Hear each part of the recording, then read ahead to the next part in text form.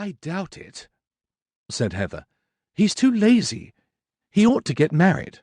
He must be all of 35 at least. Most of the girls in the village have broken their hearts over him at one time or another. I can't see the attraction." She joined her husband at the window, and he put an arm around her plump shoulders. Hamish, Lochdubh's village constable, was strolling along the pier that lay outside the hotel, his hat pushed on the back of his head and his hands in his pockets. He was very tall and thin and gawky. His uniform hung on his lanky frame, showing an expanse of bony wrist where the sleeves did not reach far enough, and a length of woolly argyle sock above large regulation boots. He removed his peaked hat and scratched his fiery red hair. Then he reached inside his tunic and thoughtfully scratched one armpit. The smell of hot coffee wafted up from the hotel lounge below the Cartwright's bedroom window. It obviously reached the nostrils of the policeman, for Hamish suddenly sniffed the air like a dog, and then started to lope eagerly towards the hotel. The Lochdubh Hotel had been built in the last century by the Duke of Antony as one of his many country residences. It was battlemented and turreted like a castle. It had formal gardens at the back and the clear, limpid waters of Lochdubh at the front. It had stags' heads in the lounge, armoury in the hall, peat fires, and one of the best chefs in Scotland. Prices were astronomical, but the tourists came in droves, partly because the main road ended abruptly in front of the hotel, making it the only haven in a wilderness of barren moorland and towering mountains. The village of Lochdubh nestled at the foot of two great peaks called the Two Sisters.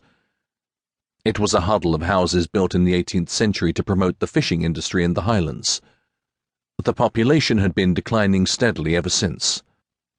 There was a general store cum post office, a bakery, a craft shop, and 4 churches, each with a congregation of about 5. The police station was one of the few modern buildings. The old police station had been a sort of damp hut. Constable Hamish Macbeth had arrived to take up his duties a year before the fishing school was established.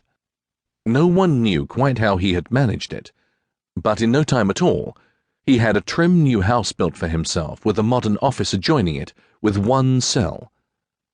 The former policeman had made his rounds on a bicycle. Constable Macbeth had prized a brand new Morris out of the authorities.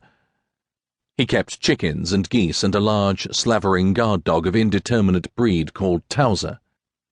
Lochdubh was situated in the far northwest of Scotland. In winter it went into a long hibernation. In summer, the tourists brought it alive. The tourists were mostly English and were treated by the locals with outward Highland courtesy and inner Highland hate. John Cartwright had been struggling for a month to make the fishing school pay when he had met Heather. It was Heather who had taken over the bookkeeping and put advertisements in the glossy magazines. It was Heather who had trebled John's low fees, pointing out shrewdly that people would pay up if they thought they were getting something exclusive, and the rates were still reasonable considering the excellent salmon rivers they were allowed to fish.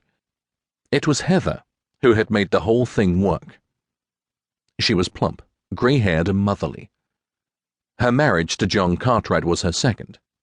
John often thought he would never know what went on under his wife's placid brow, but he loved her as much as he loved angling, and sometimes, even uneasily, thought that the school would not have survived without her, although most of the time he prided himself on his business acumen, and his wife comfortably did all she could to foster his belief. He tugged on his old fishing jacket with its many pockets, picked up his notes, and looked nervously at his wife. "Don't you think we should, meet them together?" "You run along, dear," said Heather. "Give me a shout when you're ready to show them the knots. Once you get started talking, you'll forget to be nervous." John gave her a swift kiss on the cheek and made his way along to the main staircase. He prayed they would be a jolly crowd. At least he knew the Major, although that was more a case of being comfortable with the evil he knew. He pushed open the lounge door and blinked nervously at the 8 people who were standing around eyeing each other warily. A bad sign.